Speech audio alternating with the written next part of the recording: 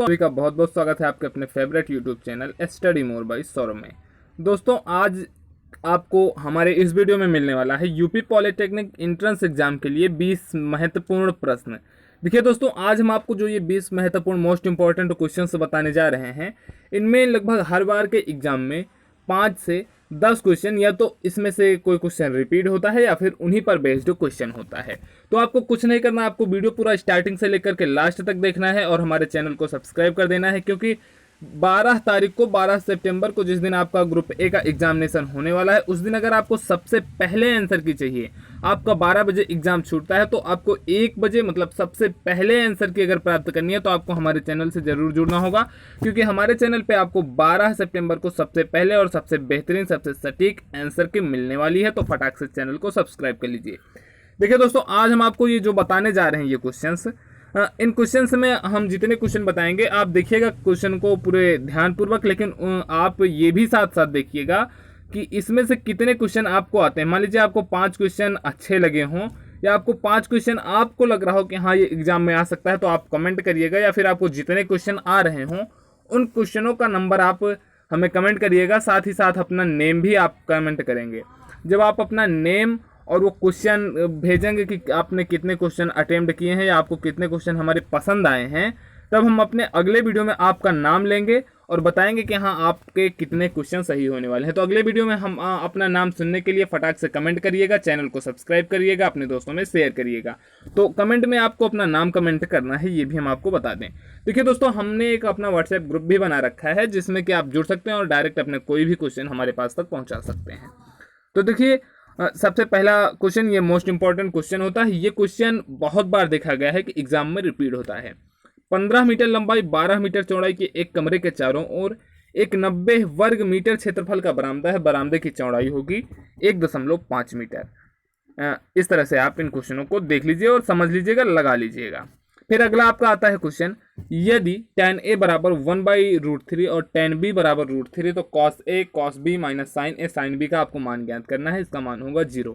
देखिए, जब आपको इस तरह के कुछ क्वेश्चन दिखें तो आपको ये समझ लेना है कि उसका आंसर ज़्यादातर देखा गया है तो -1 होता है, या तो 0 होता है, या तो 1 होता है।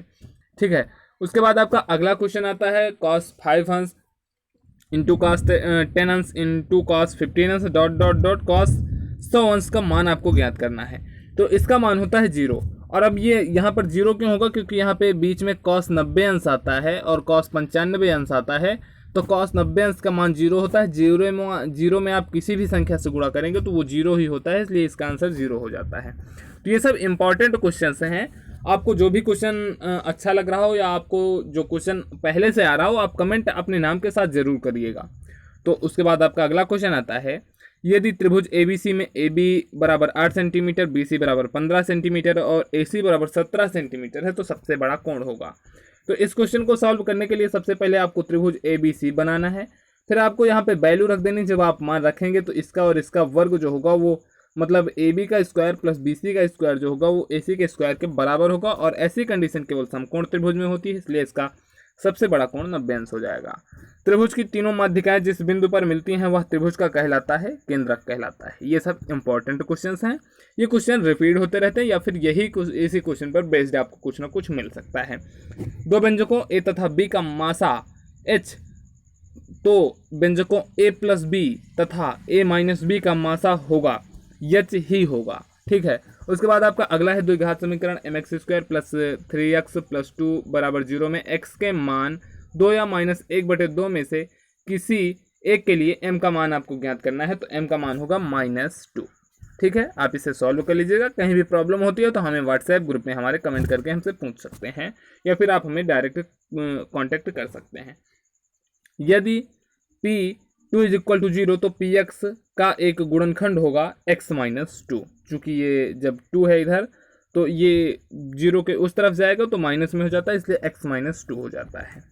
उसके बाद आपका अगला आता है, एक वृत्त का क्षेत्रफल 100 पाई वर्ग सेंटीमीटर है, उसके केंद्र से 6 सेंटीमीटर की दूरी पर जीवा की लंबाई होगी, तो उसकी जीवा की लंबाई होगी 16 सेंटीमीटर।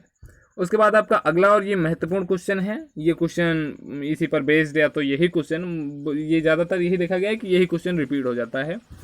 दर्शित चित्र में जहां ABCA अर्धवृत्त है, छायांकित भाग को आपको क्षेत्रफल ज्ञात करना है। फिगर आसानी के साथ देख सकते हैं। इसका आंसर होता है आपका 224 सेंटीमीटर स्क्वायर। फिर आपका आया है दर्शित चित्र में वृत्त की जीवा QR का मान क्या होगा, जबकि आपको दिया गया है PS is equal to 12 centimetre, PQ is equal to 8 centimetre.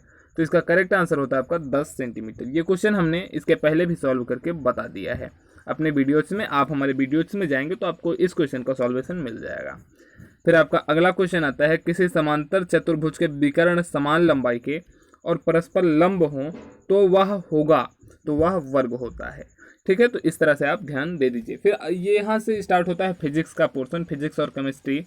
Physics में क्वेश्चन बहुत महत्वपूर्ण है यह क्वेश्चन, क्योंकि यह क्वेश्चन ज़्यादातर एग्जाम में देखने को मिलता है।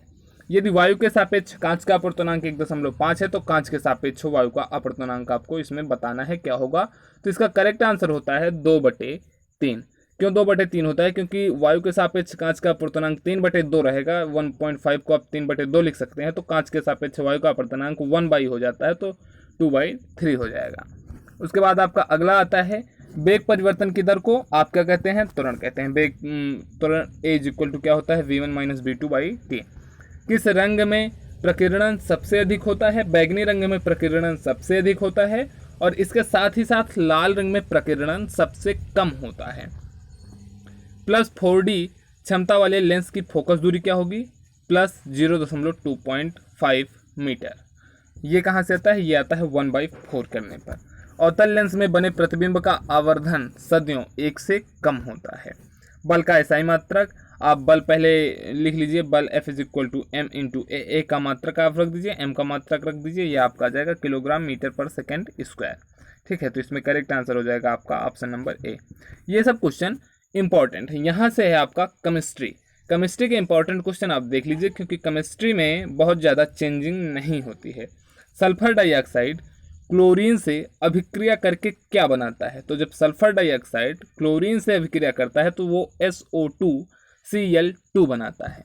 ठीक है, अमोनिया को शुष्क करने प्रयुक्त करते हैं। अमोनिया को शुष्क करने में क्या प्रयुक्त करते हैं? अमोनिया को शुष्क करने में बिना बुझा चूना प्रयुक्त करते हैं। जब बिना बुझा हुआ चूने का हम यूज करते हैं अमोनिया को शुष्क करने में, तो वो अमोनिया शुष्क हो जाती है। फिर आपका अगला क्वेश्चन आता है, उदासीनीकरण क्रिया में बनता है। उदासीनीकरण क्रिया में हमेशा लवण और जल बनता है। ये आपने पहले ही 9th और 10th की केमिस्ट्री में पढ़ा होगा। तो इसमें लवण व जल बनेगा।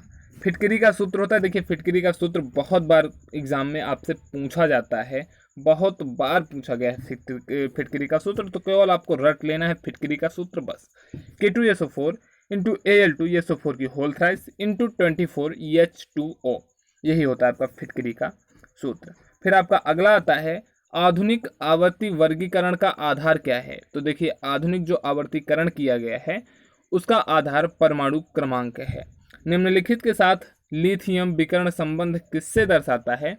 लिथियम विकर्ण संबंध मैग्नीशियम से दर्शाता है, Mg से। निम्नांकित में से प्रारूपिक तत्व कौन सा है? तो सोडियम प्रारूपिक तत्व है। मतलब यहाँ से आप देखेंगे तो आपकी आवर्त सारणी से कम 2 से 3 क्वेश्चन बनने वाला है। तो आप बिल्कुल अच्छे से तैयारी करके जाइए। Best of luck.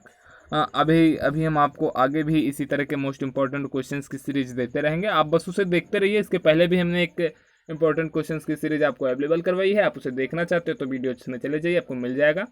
तो दोस्तों, अपने नाम के साथ कितने क्वेश्चन आपको आ रहे हैं, आपको कितने क्वेश्चन अच्छे लगे, कमेंट जरूर करें, क्योंकि अगले वीडियो में हम आपको आपका नाम लेकर बताने वाले हैं। तो नमस्कार, जय हिंद। अगले वीडियो का इंतजार कीजिए। नमस्कार दोस्तों में भी जरूर शेयर करिए।